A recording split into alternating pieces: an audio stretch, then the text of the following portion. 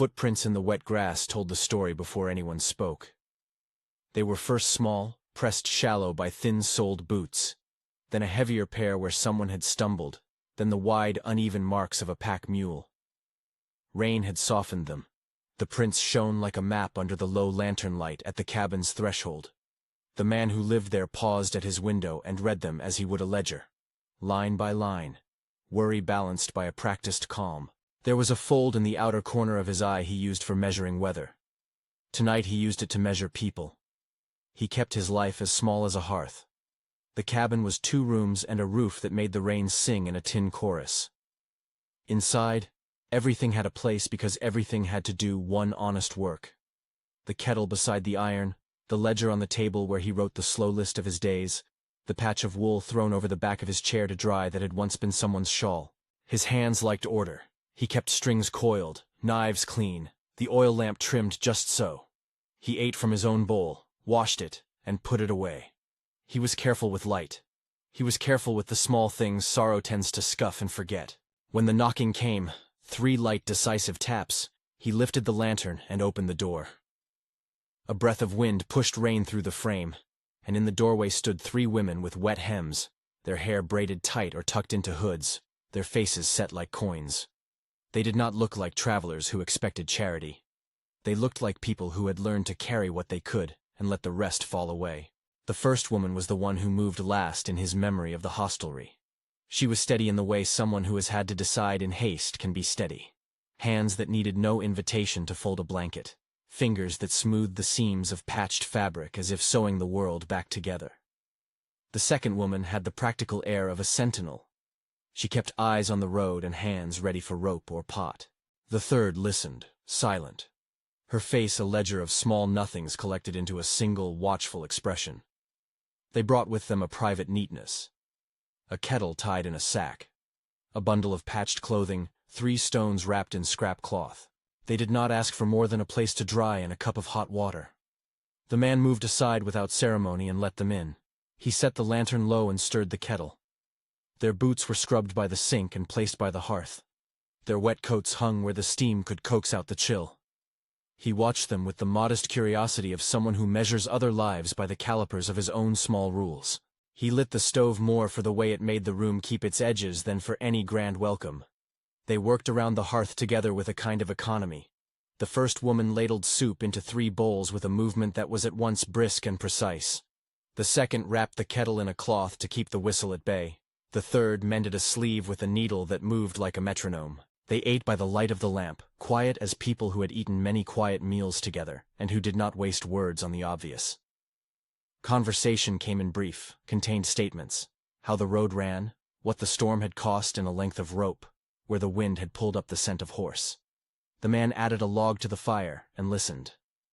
He had learned the taste of silence that sits with strangers a while before settling into the easy quiet of neighbors.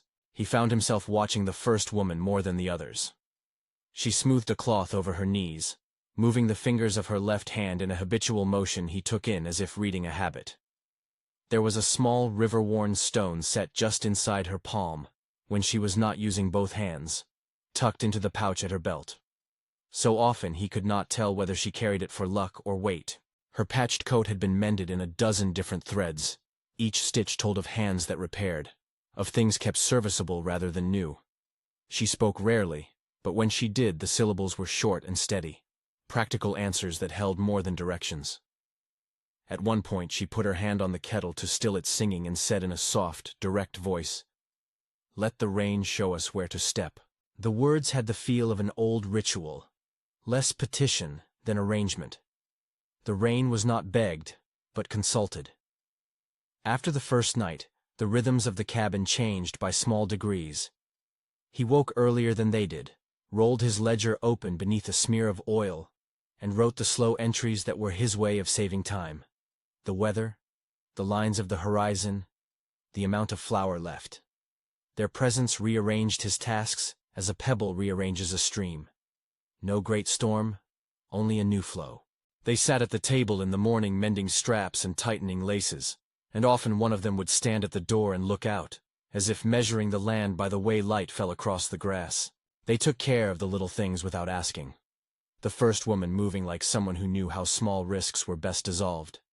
She dried the kettle with a practiced motion, repaired a split in the chair leg with a brace and a strip of leather, warmed his bowl when he had left it empty by habit. Her economy of speech did not make her small. It made her deliberate. In the quiet intervals she hummed to herself, a low sound like the wind finding a bottle to ring in. That hum etched itself into his own evenings, and he found that without the strain of thinking about it, he missed it when she was away from the hearth.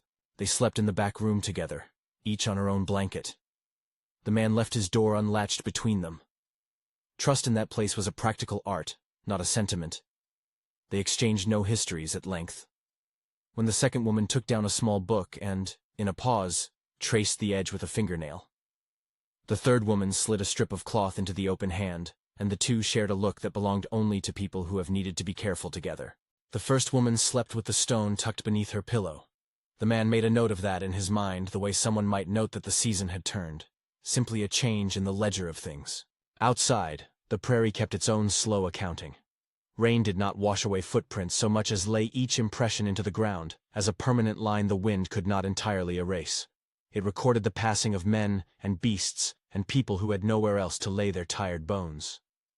The man watched the horizon as if it had answers in it, and sometimes he read in the curve of distant scrub the mood of a week. He had learned the prairie's indifference and its usefulness. It remembered without praise. It kept what was left. On the morning when the tracks said what questions would not, the light was thin and wet, as if the sky had been reduced to paper. The man was small in his movements, as if he were parsing weather in tea leaves.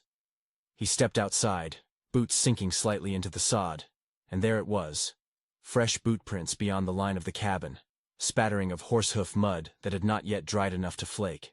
They ran parallel for a while. 3 small solitary prints, then the larger marks of a mounted pursuit. The direction was clear. A hunting line cut through the dullness of the grass toward the east. He did not say the word everyone in other stories uses. He did not call them hunters, nor shameless men, nor the law. He read the tracks the same way he read a ledger. These prints were the punctuation of someone with intent. The hair rose along his forearms as if he were waking to the small animal sense of danger. He went back inside and did not announce his discovery. He put coffee on in the pot and let the kettle sing without making a move to scold the day. The women moved about the room with the slow confidence of people who do not startle at every sound. Their hands found the simple tasks. That steadiness was part of what made them what they were. Alive and economic in the face of complication. The first woman leaned over the table and arranged a loaf to cool on a cloth. In one motion she wrapped a thin strip of cloth around one of the stones and set it beside his ledger like an offering. The man watched her do this as if he were learning a new script. He wanted to speak and tell them to stay, to say the sort of thing that men say for comfort rather than sense. Instead, he moved as a man who had been given a choice and took the one that protected more than one person. He made one small note in his ledger, the kind of thing he usually reserved for records of weather. A date, a line, the fact of the tracks. He closed the book and caught the first woman's eye across the table. She did not ask why. Her gaze carried a line of understanding, contained, practical, without dramatics. She folded the cloth she was using to cool the bread and tucked it into the pocket of her coat as if it were a map. Her fingers lingered on the stone in the pocket for a moment, as if touching it was a way of measuring a past against a present. The man felt the pull to say some heavy, grand thing. Stay. I'll keep you. I will. Then put the words back where they belonged and instead did the work of making space. He laid a bowl on the table so the women could gather their things. He lit the lantern low and set it by the window where it would not attract notice. A single small sound became the hinge of the morning. The third woman, who had been threading a needle, stopped and looked at the window. She spoke 2 words, a direction, a fact, so quietly the man thought he might have imagined it. The second woman rose without fuss and took the blankets down from the pegs. Her shoulders squared as if she were doing the thing she would do in 100 different places. The first woman stood and smoothed her skirt. She slid the stone into her belt and took up a small parcel wrapped in cloth. No one pleaded. No one asked for promises they could not afford to keep. They moved as if the only proper answer to being seen to be in danger was to prepare with meticulous dignity. Before anyone left the threshold, The first woman reached into the pocket of her coat and folded a thin scrap of paper. It was not a long note. There were only a few words written in a careful, small hand. She placed the paper on the table by the ledger, and then, with an economy that contained all the gratitude and all the restraint she had to give, she pressed the paler, river-smooth stone into the man's palm. Their fingers touched for a breath. In that touch there was the exchange of more than objects. It was a translation. Gratitude for shelter rendered in something that would not ask for repayment. He wanted to refuse the stone the way one refuses charity, but the gesture had the authority of something offered by people who understand the worth of small things.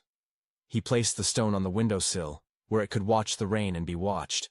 The first woman nodded once, a motion that meant both thanks and the forwarding of a plan. She did not linger. The second and third women stepped out into the rain, their coats buttoned high, their breath making pale shapes in the air. The man watched them go until they were no more than a frayed line in the gray. When the door closed, the cabin took a long breath. He stood at the window for a time after the last footsteps diminished, and he felt the ledger's margins tilt toward the place where their names might be written if there were a rule for such things. He wiped his hands on his coat. He checked the rifle propped by the stove as if it were a tool rather than an answer. He checked the knots on the saddlebags. He set a candle low on the table. He did not know whether the trail would bring danger or merely the curiosity of other men. But he knew the pattern. If someone follows, they follow a trail that is visible. He had the option, and with that option came a kind of responsibility formed from the small economies of his life. At the edge of noon, rain thinned, and the prairie breathed out a smell like wet hay. The man shouldered his coat and stepped into the weather. He moved with deliberate slowness, making sure each impression he left in the ground was steady and clear, as if someone later would look and make sense of it. He walked to the place where the small boot prints began, and he read them again, less to learn than to confirm. The tracks were recent. They were firm. They ran on. He prepared in a way that was more strategy than bravado. He did not shout challenges across fields. He made a trail, not a trap, a pattern of steps that would be read by people used to following. He altered the signs the land would show, a bent branch here, a disturbed tuft there, the soft tamping of soil on one turn to suggest speed instead of rest. He took the lantern and swung it low so it might catch an eye at dusk. He rubbed his hands in the way a man who will be seen does, bruising some of the tenderness of the flesh into threadbare callus. He left a short note on the table beneath the ledger. A few words in a hand that knew how to be precise. There was no flourish. There was no promise. When he turned to leave, the first woman was standing in the doorway, a shape of dry cloth and quiet strength. She did not ask him to stay, nor did she ask him to go. She merely held out the heavier patterned cloth she had been saving, a length that bore the marks of many repairs, the colors faded to a soft, honest blend. The cloth was not a payment. It was an offer of another kind, an invitation to share warmth, to fold oneself into a pattern made of threads that bear mending. He understood that when she laid the cloth across his arm. She did not say the words he'd been prepared to hear. She gave a look instead, and the look was permission, caution, and an acknowledgement of debt paid without accounting. "Keep it," she said, voice low. "If it catches your sleeve, remember the place where you found it." Her words were ambiguous in the best way, neither command nor supplication. He folded the cloth and tied it at his side. He nodded. He would not be the sort to make a speech. He had his ledger and his small practices, and now the cloth to remind him that there were other threads to his life. For a moment, standing in the rain, they both tested the temperature of something unnamed. He felt an impulse as old as the land, to step away so that others might pass untroubled. He felt the weight of being seen as a mark. He felt the pull of doing what his small life had always meant, to keep records, to make the ground legible. He walked away slowly at first, tracing a path that would catch the attention of anyone behind him. He changed his gait a dozen times in the first mile, leaving a talkative pattern for the eyes that follow. At a bend, he doubled back to bend a low sapling, making an arch that might be read as a sign. He put a smear of tar on the inside of his boot in one place to show haste. He moved as someone who had practiced deception for the sake of another, and in the work of it, he found a kind of quiet satisfaction, a belief, small and pragmatic, that some economies of risk were worth the price. Back at the cabin, the first woman and the others did not wait for talismans and promises to settle them. They moved with the kind of efficiency that comes from having practiced leaving. They gathered the things they could not carry and left the rest to the weather. The second woman folded a blanket in the way a flag is folded, neat, grave, and economical. The third tucked the kettle into its cloth as if it were a living thing that must be cradled. There was one more small action. The first woman opened the table drawer and took out a scrap of paper folded into a smaller note. She did not write. Instead, she slid the folded scrap under the ledger and set a smooth stone on the paper's corner, as if to pin a sentence down that could not be spoken. She looked at the man's window, at the brightening spot where he had left the lantern to burn low, and she felt something like a memory unroll inside her. It was not a memory that had words. It was a memory of being counted, briefly, in someone else's account. She had had very little when she came to the cabin. No name to lay claim to the land.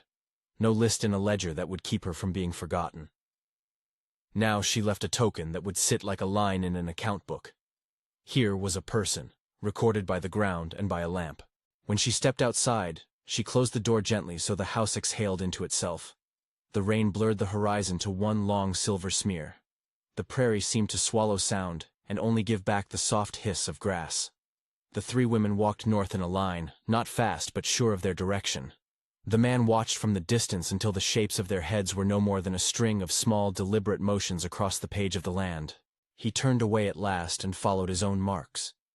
He walked toward that faint sound, hooves in a distance that might have been the men he was drawing away, or might have been the opening of something else.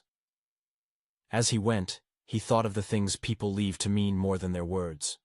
A bread crust on a plate, a stone on a sill, a thread tied in the edge of a blanket. He planned in small measures, a swing of lantern, a bent branch, tired calls at odd hours, all the little theater of a man who will trade his visibility for someone else's safety. By dusk, the long line of hoofprints grew closer. The wind shifted and carried with it the smell of leather and the faint abrasion of someone in hot haste. The man put his hand to the tar on his boot and chuckled softly at the invention of it. He tested the path he had made, the bends, the marks, the small gestures that would mislead. The earth held the evidence of what had passed. The prairie did not choose sides, but kept faithful record. He understood then, in the way a reader understands a sentence they cannot unsee, that he had added a new line to his ledger, an account of an action done without expectation. The stone on the windowsill caught the last light and looked small and sure. Later, when the night pressed around the cabin like a thick shawl, the man returned to the house. He was not wounded in any dramatic way. He had left to keep others safe, and what had followed him had been wind, hoofbeat, and the low mutter of men who had not been given the answer they had come for. There were no loud confrontations, only the dull satisfaction of having traded his peace for theirs. He slid the lantern back onto the table and found, with a small surprise, that the first woman's stone had moved. Where he had set it on the sill, there was instead a narrow scrap of paper folded into neat quarters. The cloth she had left him lay across his arm where she had bound it, soft and smelling faintly of smoke and rain. He unfolded the scrap and found a few lines written in a careful hand. The words were not long. They were the kind of small poetry that names what is necessary. Thank you, be well, be seen. He placed the note into the ledger, between entries of weather and fence post repair, as if gratitude belonged among chores and storms. He set the stone beside it, and the two objects made the table look like a small altar to practical things, a record of an exchange that asked for nothing. For several nights he kept watch in the way he always had, measured, alert, patient. The prairie recorded each of his movements. He made new entries in his ledger that were not merely about fence repairs or the weather. He wrote, in a margin that had once been empty, the simple fact of being needed. He kept the stones on the windowsill and the cloth over the back of his chair, and there, in the modest softness of them, he began to feel the small loosening of isolation. The objects did not fix anything in the way stories sometimes promise repair. They did not cure what had been lost.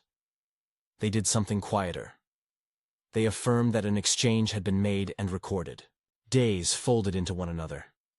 The man found himself cooking an extra bowl without thinking, setting a second plate out as if waiting for company that might return. He mended a strap with an extra knot and left it ready by the door. He found he listened for the hum the first woman had been humming and felt a small ache when there was no sound. Sometimes he would find himself tracing the faded edge of the cloth with his thumb as if to read a map that would tell him where they had gone. The prairie, unhurried, kept every trace. When the wind pressed down on the grass, it sounded like pages turning. On a morning of thin sun and frost that made breath hang like the fine thread that sewed their lives together, a shape appeared again at the far edge of the property. Someone moving with the same economy that had marked the women before. For a second he thought it might be all of them, returned with news and a new map. But the shape resolved into the single figure of the first woman. She walked alone, carrying something wrapped in cloth close to her chest. As she came nearer, he saw a paler stone clutched in her hand, and a larger length of patterned cloth folded over her shoulder. She stood on the porch, the silence between them full of the long, careful breath of someone who had been away a long time. For a few moments, both of them simply measured one another with the exactness of two people who have learned not to waste gestures. The first woman's face was not triumphant. It was settled to a quiet attention. Her eyes found the windowsill where the other stones lived, and, without fanfare, she set her own paler stone beside them. It fit into the row like the next note in a sequence. He had kept things small, his life, his measures, but the arrival of that single woman shifted the balance he had kept. She did not come to reclaim what had been her property. She came bearing the offering of a new thread, a patterned cloth that smelled of distant wood smoke and the faint spice of a place he had not walked. When she spoke, her voice was the same practical meter it had been before. "If you come," she said simply, as if reading from a map that only a few could see, "we will show you how to be anchored." The phrase hung there like a promise not to be forced. Anchored. It was not the same as being tied down. It meant a place that would take you into account, a ledger that would hold your name without demanding you change it. He felt the old carefulness and the old fear, the sort that keeps a man at a single hearth. Rise up with the reflex that always answers to new offers. To go was to unfix a life that had been ordered to the degree that order had become a refuge. To stay was to risk seeing what had arrived leave again. She moved as if to leave a thing by the window, but instead, deliberately, she set the larger cloth across his chair. The pattern was worn by many repairs, but bright in places where sun had kissed it repeatedly. It spoke more loudly than words about continuance. The first woman waited for no speech, only a response formed of action. She had nothing left in a ledger of worldly things, but she had the readiness to offer community. Tacit, practical, patient. He looked at the ledger on the table, and then at the row of stones and the cloth and the scrap of note she had once left. He had never been good at being asked to step into anything that changed the shape of his days. The prairie outside kept its long, impartial account of seasons. He could feel the land already beginning to fold her presence into its slow memory. The idea of being anchored was not a theatrical claim. It was a matter of learning new tasks, sharing a watch, exchanging knots, small economies that stitch people to place. They spoke then in the way people do when choices are not to be made with grand declarations but with the details of work. She told him where the nearest settlers had set a simple fence, and asked if he would come look at the posts they had broken. He asked what he would find there. She said plainly, "People."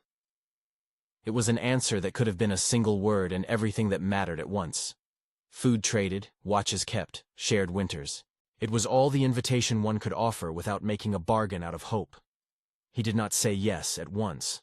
He kept the ledger closed between his palms as if it were a small shield. The prairie outside was a mute witness to the hesitation. The wind felt like a hand nudging him toward the line where solitude meets company. He felt his life press against the possibility of being a thread in a larger cloth. The first woman waited with the patience of one who has lived with the slow accumulation of trust.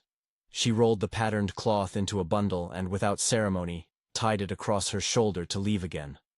This time perhaps to return with others from a place where names were already being used in the slow business of community. He watched her go, and in the watching he felt the ledger tilt again, as if a new column had been born and was asking to be filled. He thought about the small acts of shelter that had been his measure. Setting a bowl, lighting a lamp, leaving a window unlatched. He thought of the stone on the sill, and how, in the quiet of some nights, It had seemed to keep his company like a small, patient friend. He thought, too, of the patterned cloth and the paler stone she had set down when she returned alone. Each object was a line in a list that did not need dramatic proof. The Prairie had recorded them all, and would keep them without need for a louder testimony. As she walked away, the man did not immediately follow. He stayed where he was, leaning on the doorframe and feeling the slow uncoiling of a decision take its time. In his pocket, his hand found the ledger's pen. At the windowsill, the stones caught the last of the sun and shone like small sanctuaries. He could imagine himself folding his life into the new ledger, learning the trades, sharing the watches, tending a communal fence with hands that knew only solitary repair. Or he could remain as he had always been, a single name with space enough for his own small accounts. Between these two possibles there was the Prairie, patient and impartial. It had no interest in stories being told with flourish. It wanted only that footsteps be noted, and that debts of shelter be paid in the small coinage of everyday acts. The man closed the door gently, and made his way into the room to sit at his table. He opened the ledger, and with a pen made cautious by habit, poised it above a page that had been waiting for him like a quiet witness. He wrote nothing for a long while. The pen hovered, a final small reckoning hanging in the air. Far off, the land moved and kept its own counsel. A breeze ran across the grass, like the thumb of someone turning a page in a book that refuses to be rushed. The man set the pen down, and at last, without a flourish, but with the simple motion of someone who has decided that accounts should be kept fair, he reached into his pocket and took out the paler stone the first woman had left. He held it to the light and, feeling the cold in it, placed it into his hand with a steadiness that had the weight of a promise. He did not yet speak the promise aloud. He kept it, like one keeps a candle, in the space reserved for thought to turn into deed. His boots left prints in the wet path as he walked toward the road. The lantern hung low. The Prairie, wide and long, watched him go. At the horizon a line of dark shapes, horses in a distant band, moved like a slow punctuation mark. He adjusted his course, took a breath that tasted of rain, and stepped so that the trail he made would be one that led attention away from a place that needed to remain anonymous and safe. The land held the moment without comment. It would keep the prints. It would keep the tokens left on a windowsill and the folded cloth. It would keep the ledger of what men and women do for one another without needing a hymn. He walked on until the silhouettes of the others were nothing more than irregular marks on the long, patient page of the Prairie. Behind him, the cabin's light stood like a small witness. He looked back once, and then turned his face forward. The choice had been made in a way that altered the shape of his days without fanfare. The Prairie, impartial as always, buried the tracks into itself, and the man, whose life had once been as small as a hearth, found himself stepping into a line that might one day be read as the beginning of a new inventory. A man who had given his visibility to keep others unseen, and a woman who had once had nothing left but found herself offered a place to name in the ledger of the land. There was still much that hung unresolved. The men in the distance moved with intent, and the path the man had laid would be tested. The cabin stood quiet, a single light in the lowering sky, with stones on the sill and a patterned cloth draped over the chair. The Prairie carried their marks as it always did, neither sentimental nor cruel, only faithful in its documentation. In the low, patient sound of wind and the hollow of hoof, one could hear a kind of naming begin. She had nothing left, until the Prairie called her name. He walked until the land wore his footprints down to a steady script, and the last of the pursuing shapes dissolved into a line on the horizon. The Prairie held them all, his prints, the faint drag of saddlebags, the places where he had bent branches and tamped soil. It held the spoor of other lives too, the turning of a plow, the shallow hollows left by children who had once run there, the bare suggestion of sheep trails. It kept accounts without an accountant, cataloging comings and goings with the blind patience of weather. When he returned some days later, the cabin had heat in it again, though not only from the stove. A new footpath had been worn near the door where others had walked. The ledger lay open where he had left it, a margin filled now with a small addition in his careful hand. Needed. He read the word and felt the line of something shifting in him. Less a transformation than a new column arising to be filled by routine work and human exchange. From that morning forward, his life widened in modest measures. A neighboring post needed mending, and when he mentioned it aloud, the first woman's answer came like a tool put into his hand. "We have a spare post. Come and help." He did not go as a supplicant. He went as a man who had found himself in debt to small kindnesses and wished, in the pragmatic currency he knew, to balance the books. The place the first woman called "we" was not a town so much as a gathering of people who had chosen proximity as insurance. A woman with broad hands who kept bees, another who traded preserved fruit for mending, a pair of men who shared a cart and a stubborn cow. There were children whose faces had learned the geometry of weather and elders who kept knowledge of the land in their bones. They had set up crude fences and a well with a pulley that moaned like a tired animal. When he first walked into their ring of corrals and low, wind-bent houses, he felt like someone entering a ledger whose columns had been in use for longer than he had been awake to them. His first tasks were as small as the things he had always done. He fixed a slanting post the way he had braced his chair leg, with a strip of leather and a wedge of wood. He showed a woman how to splice a frayed rope so that it would not slip under load. He learned in return how to split kindling to a uniform size so that fires consumed wood with less smoke and more warmth. Tradesmanship there was quiet and reciprocal, a repair for a jar of honey, a lesson in knots for a share of salted pork. No one tallied debt with hefted fingers. Accounts were kept in the ledger of the everyday. Meals shared, watches taken, wounds bound and then forgotten but remembered in the rhythm of later favors. The first woman was at the center of many small exchanges. She had a way of reading need that was more like measuring than pity. She moved among the houses with a bundle of needle and thread and scraps of cloth, mending where seams had come undone, knotting where ropes had frayed, laying down patterns of care. People came to her with broken things and left with them made serviceable. She taught a boy to stitch on a patch in return for his help hauling water. She showed an older man how to braid new halter from old reins. These were not acts that made news. They were acts that, in time, composed a life. When the cowboy first spent a night at the settlement, his sleep was full of small noises he had accustomed himself not to notice. The cough of a neighbor's stove, the high laugh of a woman arguing about the best way to salt pork. He found himself drawing the patterned cloth about his shoulders at dusk, and keeping one hand on the paler stone he had set in his pocket, feeling its cool plainness and the measure of its edges. He began to write differently in his ledger. Columns grew less confined to weather, fences, and flour. He made a short note one evening. "Shared watch tonight. 2 on, 2 off." The phrase was small, pragmatic, and carried, where once there had been only the solitary accounting of chores, a new weight of trust. They observed watches in a slow ritual that served as both practicality and habit. At dusk, 2 or 3 people would gather on the high point nearest the corrals with a lantern and sit in a ring. They spoke then, in low measured sentences, about what the land showed them. A distant glow like a stray campfire, the low scrape of something moved by wind. There were no heroic boasts. One would offer the next hour, and another would accept with a nod. And in that simple passing of time, the idea of being anchored began to mean more than merely staying put. Anchoring meant being seen enough that when trouble came, there were more eyes to notice it and more hands to steady the course. On a late summer afternoon, a repair job brought the cowboy to a rickety gate that led to an isolated field. The post was rotten through and had split where the rain had gone in a dozen years. He worked with 2 others, one of whom was the second woman, the practical sentinel, driving a new post and fastening crossbars so animals would not press through. As they worked, the third woman arrived with a kettle on a pole and a small loaf wrapped in cloth. She set it down without fuss, ladled hot broth into a tin cup, and handed it to him. He tasted the broth and felt the simple blessedness of warmth on a damp tongue. In that moment, the measure of exchange was plain. Shelter given, labor repaid, food shared.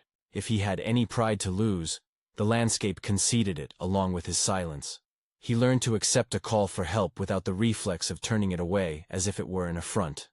Once, at the edge of a severe month, the neighbors called thin winter, a cart box broke on the main drag.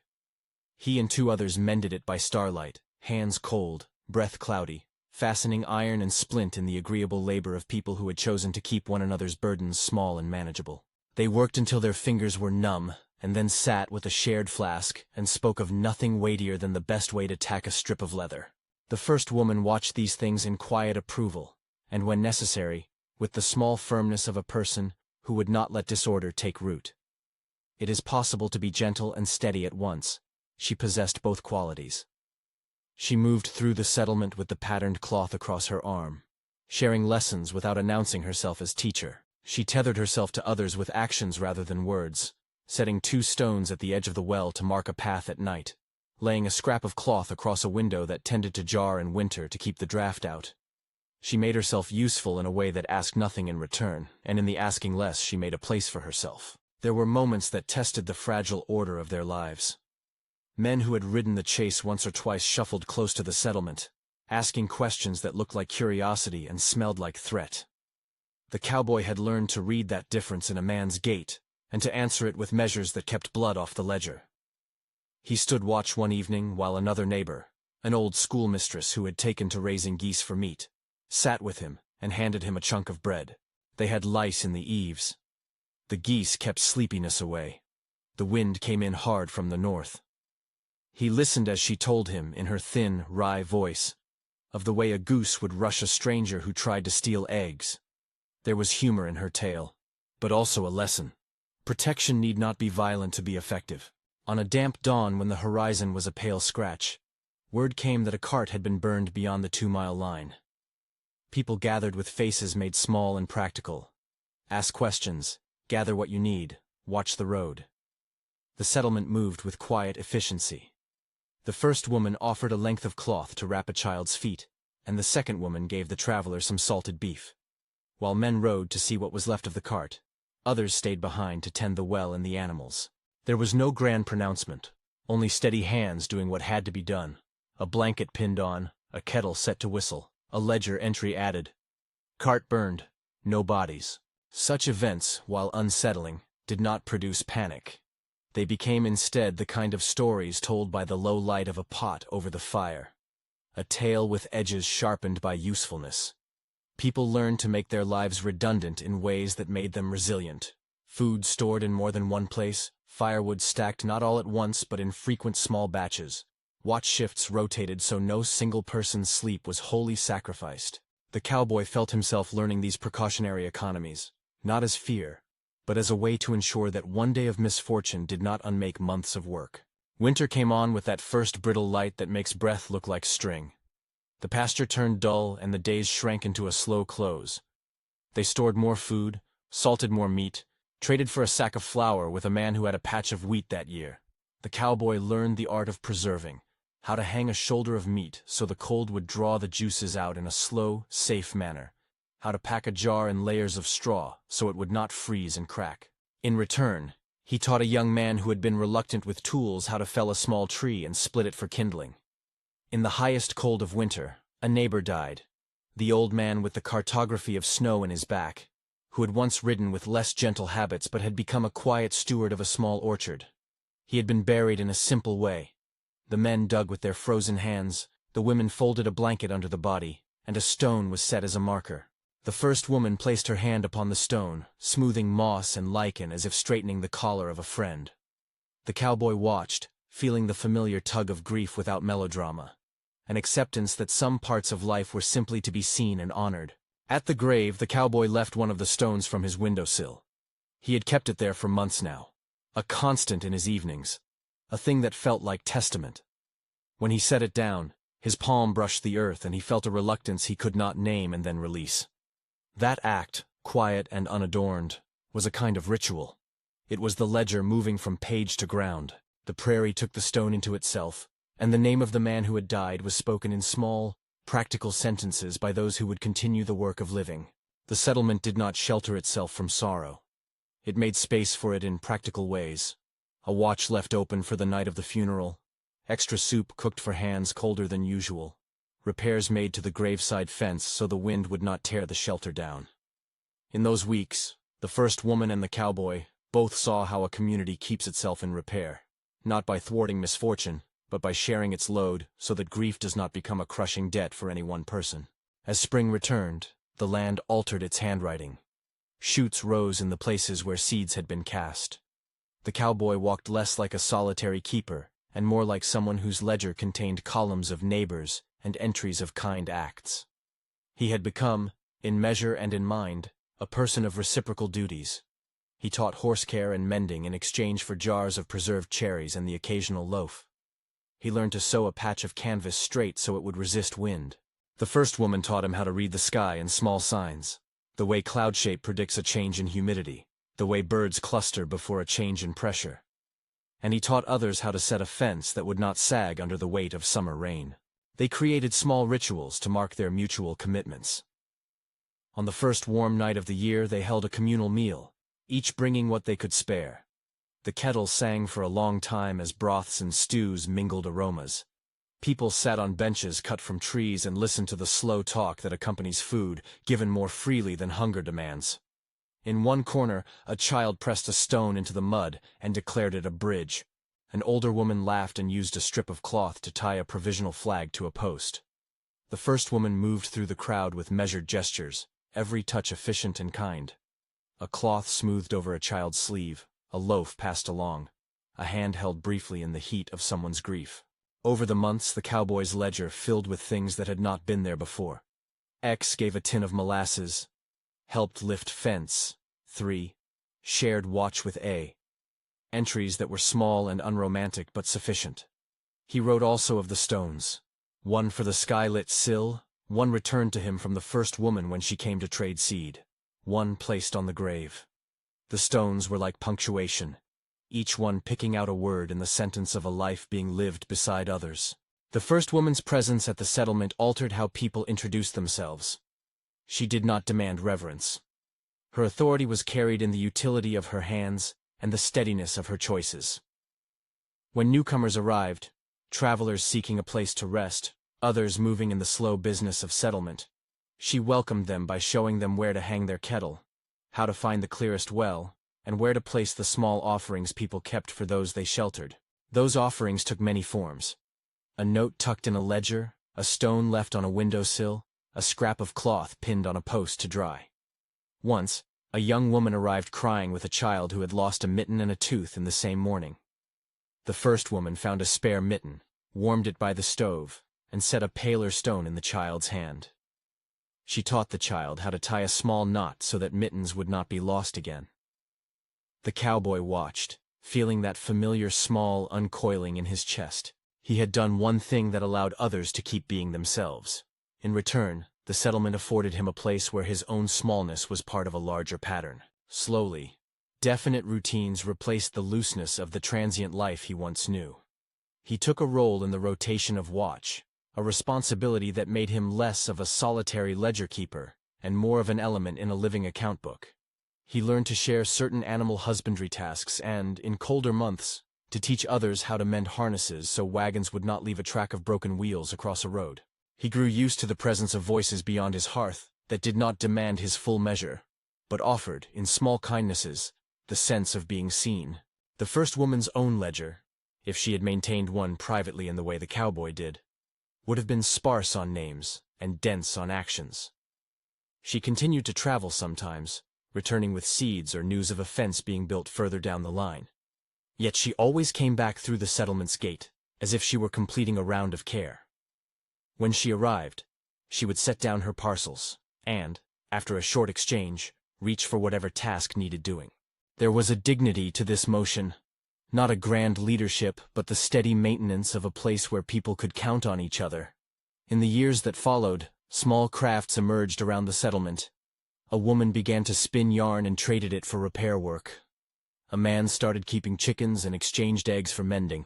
The cowboy traded his ledger entries for a wooden crate of quinces and learned, in return, how to make a paste that would set fruit into preserves hardy enough for winter. They built a lean-to to store tools, and in time someone suggested setting a small shelf in the hut by the well where people could leave messages. Notes folded into neat squares, words of thanks, requests for assistance. The idea of leaving a note became part of their economy. Small records kept among neighbors. Every once in a while someone would set a stone on the windowsill of the cowboy's cabin. The first woman left another pale stone one spring morning, her palm empty and her eyes steady. She did not announce the gift. She simply placed it there and nodded. That stone took its place beside the others, like a dot added to a line. He began to think of the stones as a sequence of small claims on memory. He knew when to take one down and tuck it into a pocket for a paced errand, and when to leave one in place as a witness to a passage of time. There was a day, years along the way, when the settlement had to reckon with winter's sting in a harder way. A fire started in a thatched roof when an ember leapt and lodged in a loose tuft. Men and women ran, buckets were passed in a human chain, and in the confusion, someone's child was badly burned. They carried the child to the cowboy's cabin because he had a supply of salves and the steady calm that calmed others. For a week they kept the child warm and fed and dressed the wounds. The first woman sat through the nights sewing dressings and passing a bowl of broth to the exhausted parents. They did not speak the language of heroics. They used the language of care. Change this dressing, boil new water, rest now. The child recovered in small increments, color returning first to cheeks and then to the thin hands that reached for a cup. Months later, when the child could run again, they held a small gathering. The settlement marked recovery not with trumpets, but with plain food and the sharing of work. The cowboy found a paler stone in his pocket. He had kept one from the windowsill the night he had first helped, and set it at the edge of the community well as a token. People placed other stones with it. The well thus became a place where memory gathered. Stepped stones, folded notes pinned to the post, a strip of cloth that sometimes snapped in the wind as if it were a flag. That cloth, later worn soft and stitched at the edges a dozen times, became a marker of continuity. The cowboy sometimes wrapped it around his shoulders and sat by the table with his ledger. He would look at the lines he had written. Shared watch, 3. Mended Jay's harness. Helped deliver child. The presence of these entries no longer felt like an intrusion into a small life. They felt like the natural tally of days lived in company.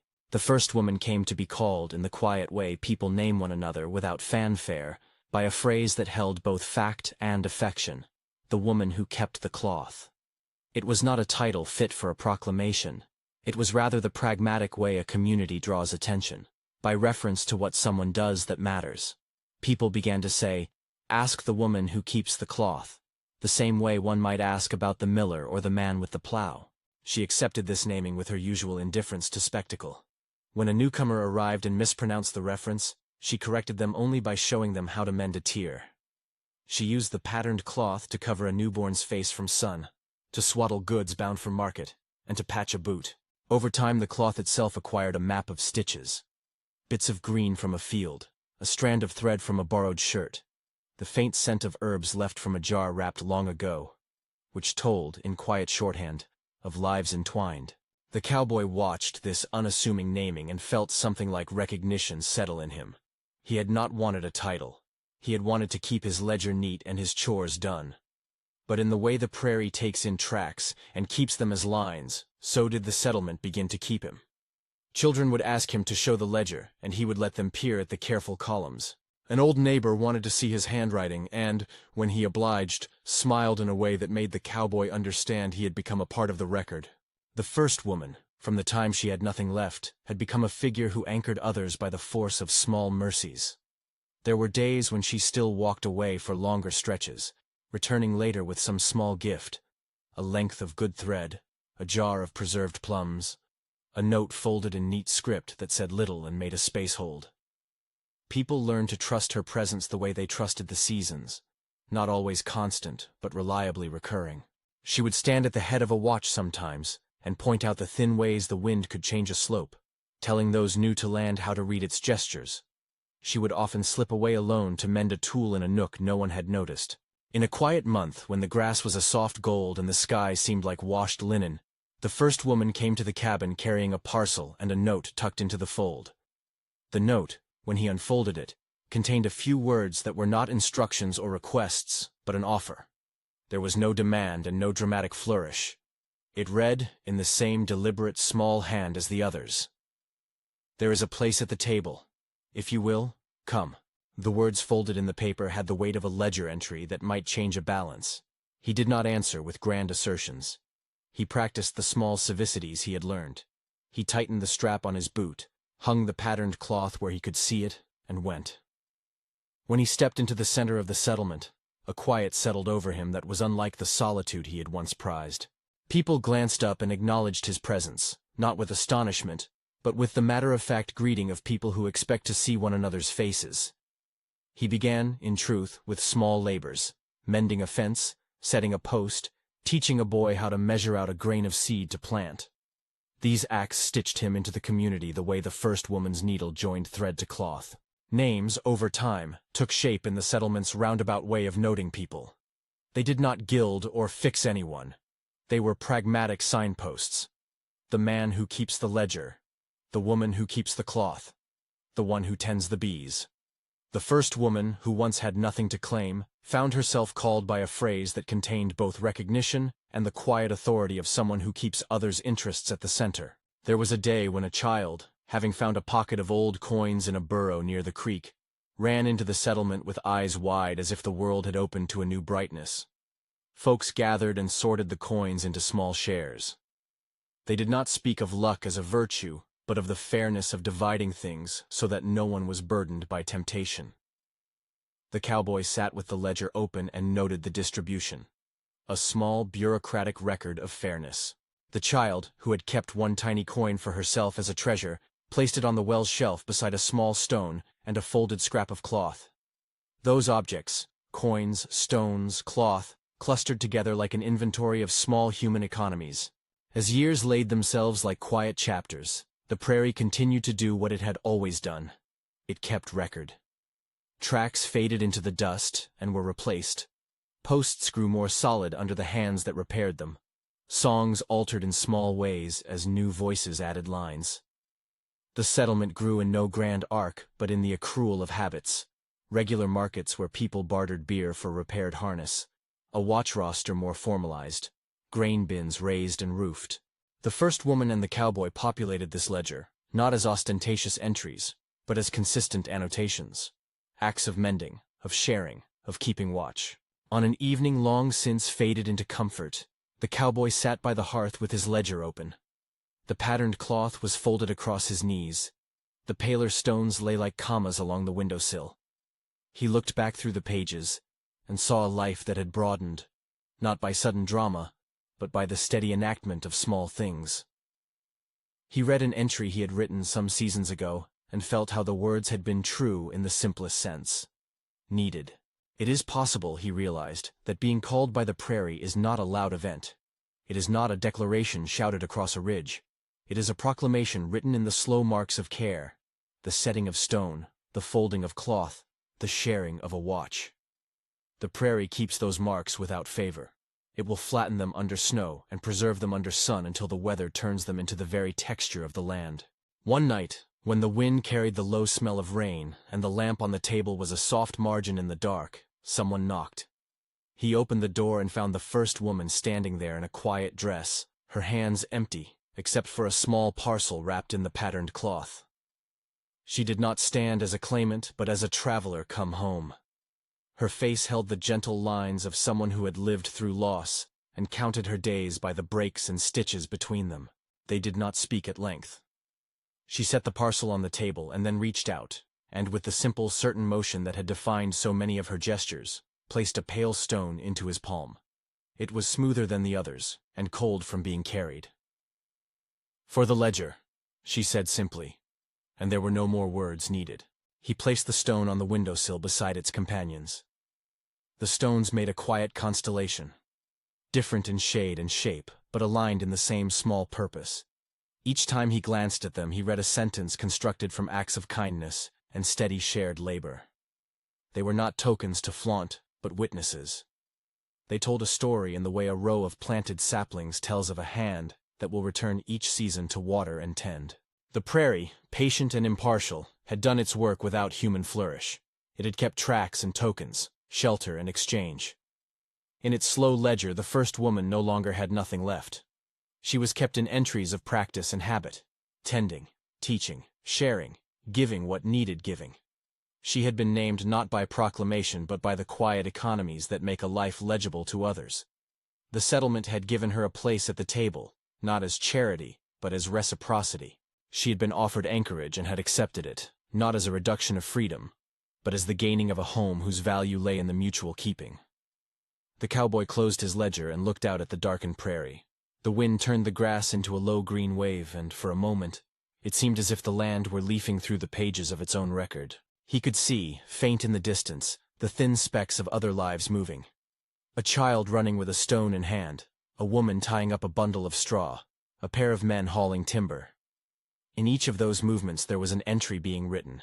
Later, when he passed the well and felt the roughness of the stones with his palm, he thought how small things endure.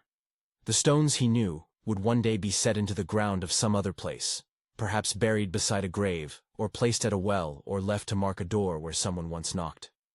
The patterned cloth would fray and gather stitches until it was almost unrecognizable, and yet in its fraying it would hold the very story of mending.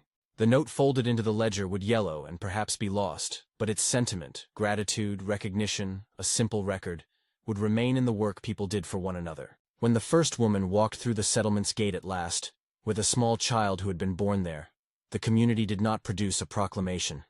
They produced a kettle full of stew and a bench cleared by the fire. They made room without ceremony. The cowboy took a seat across from the first woman and watched the child's small hand curl around a pale stone someone had given as a toy. In the way the child fit the stone to her palm, he saw the beginning of another ledger being made, a life counted in small trades of care. Years had taught him that the prairie does not call in a trumpet. It calls in the quiet adjustments people make to one another. A watch shared, a fence mended, a blanket passed over a shivering shoulder. It calls in the naming by which a community remembers what matters: who keeps the cloth, who tends the ledger, who brings the broth at a midnight hour. That naming is not a possessive thing. It is an accounting line that binds people together. In the final hush of a long afternoon, when light lay like a thin page across the grass, the cowboy walked the short road to the settlement and stopped for a moment on the rise, where the land opened out like a book. He set one of the paler stones in the earth there and pressed the soil around it as if fixing a punctuation. The stone fit into the hollow as if it had always been meant to be placed. He did not mark it with a name nor with words. He left it as is, quiet, deliberate, enough. He stood for a long while and then turned toward the cluster of houses where a woman mended and a child practiced tying knots at a window. The first woman caught his eye and, without ceremony, raised a hand. He lifted his own in return. They were not two people at the center of a legend. They were two neighbors whose lives had braided together through habit and fidelity. The prairie, impartial and patient, had been the ledger that kept them both. It had no need for eulogy. It recorded only the facts of being seen and the economy of small kindnesses. In its keeping, the first woman, once with nothing left, had been given a name not thrust upon her, but accrued in the steady, reciprocal trades of community. She had been called into place by the soft insistence of shared duty. He walked back down the rise toward the settlement, the sun dropping like a coin behind distant scrub. The light caught the stones on his windowsill in memory, and the patterned cloth folded in his chair. In the quiet of that slow evening, the prairie kept its witness without fanfare. It would keep the tracks in the stones and the traces of small hands. It would keep the ledger of work and warmth. She had nothing left, until the prairie called her name. The call was not a clarion, but a slow enrollment among human acts remembered by the land. And in that remembering, she was finally not erased, but accounted for, her story written in the careful script of everyday exchange across a country that records all who walk upon it.